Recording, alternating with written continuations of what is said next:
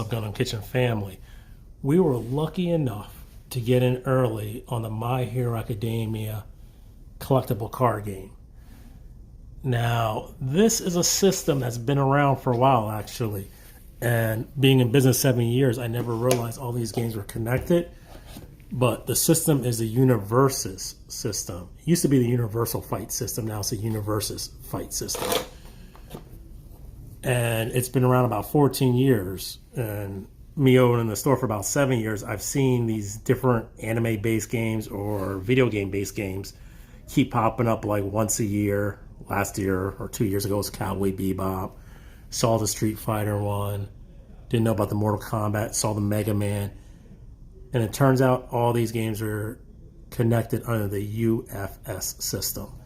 So it's a really interesting and fun system that's been around for a while.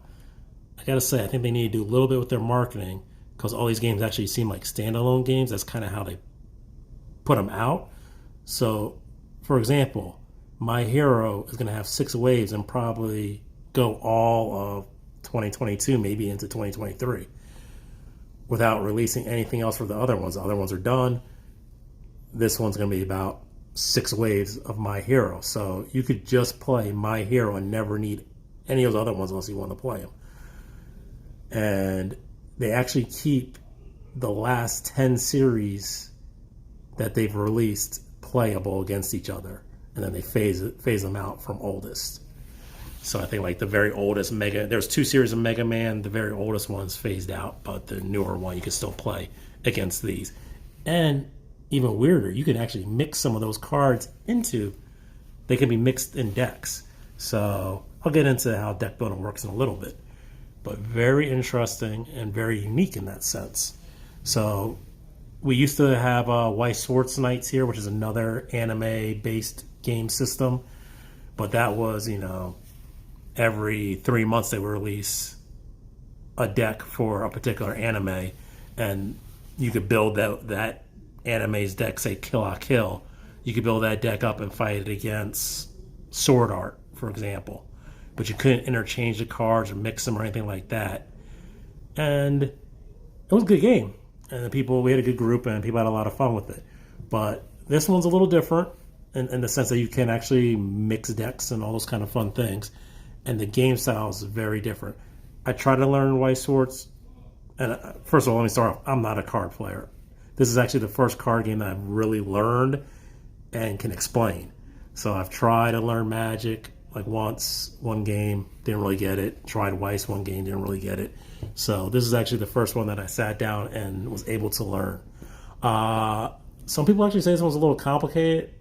I think they did a really good job of making the 2-player starter not have too much complexity in it, so it's very easy to learn.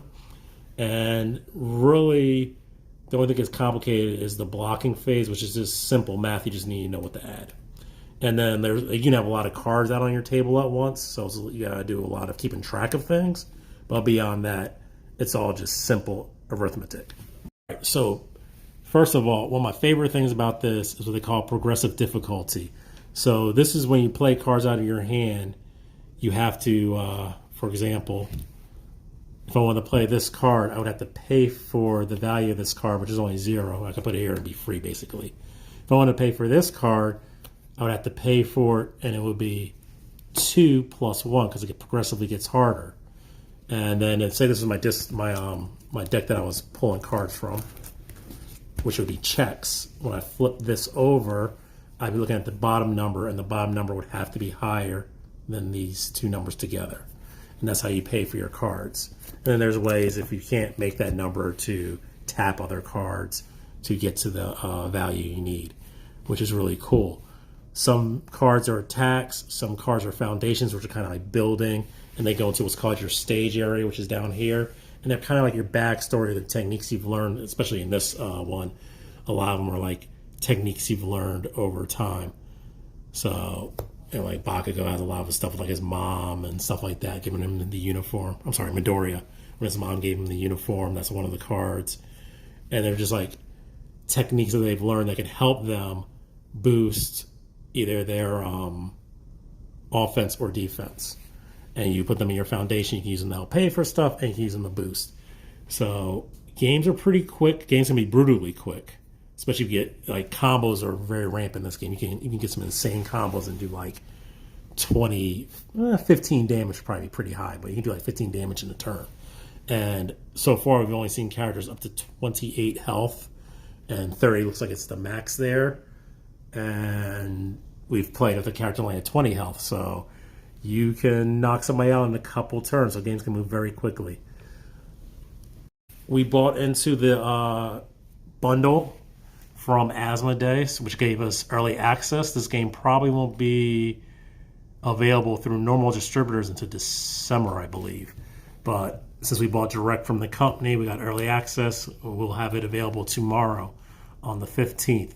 We will also be doing a demo session from 4:30 to 7 o'clock tomorrow. So come through if you want to get a demo of the game or watch some demos. Angels opened up about 60% of a booster box, and he was able to collect many character cards. So this gives you an idea of some of the character cards. It looks like it's only 2 villains so far. And remember, this is only wave 1, and there will be many more waves to come. You can actually have different forms of a character in your deck as well. So like we know that All Might has at least 3 to 4 forms so far. So that'll be interesting play style to play that way. And then what I was saying about deck building. So each card will have 3 symbols on it. There's, I think, a total of 12 symbols. And you can build a deck as long as you run one of these symbols all the way through your deck. So, for example, you can run skulls all the way through your deck, which means that you don't just have to use Bakugo. You can use anybody that has skulls. So, like, he has skulls and he has skulls. So we built our own deck the other day, and I was using him and his cards, not their character. I was only using this character, but I was running cards from both their decks. Synergy was a little off, but you can customize the deck the way you want, and we've only opened, 2/3 of a booster, so we weren't able to get all the cards together yet. But very fun game, very intense, has a very video game inspired play style where you have the health meter, you have the difficulty, you have what's called momentum. It's kind of like your little super thing on like Street Fighter at the bottom. As you do combos and stuff, it builds up, and then you can pull off special moves. Kind of has a clock towards it, so after you go through your whole discard deck or your deck, and you get through the whole deck and it's all discarded, you can reshuffle it, but you lose 10 cards. So you can imagine if you do that more than 2 times on a deck of like 50 cards, you're going to be pretty much burnt. And once you're out of cards, you're definitely done. The game's over. But I'm sure by then, game will be over because somebody will be dead. But definitely come out and join us tomorrow and get your early start to the My Hero Academia collectible card game. And this is by Jazzco. So they are the new owners of the Universes system. There's really good videos up how to play the game. I will link them. That's how I learned, basically. I watched a couple of videos. Then we just played a real rough game knowing we didn't know all the rules with the rule book next to us, struggled through it, then watched another video, and I had it after that. So, get your little pre-game, try to learn the game, and then tie it up with a good video, and you'll have it within a game or two. So definitely come out, check it out. Great collectible, even if you don't like to play card games. Great collectible, great art right from the show.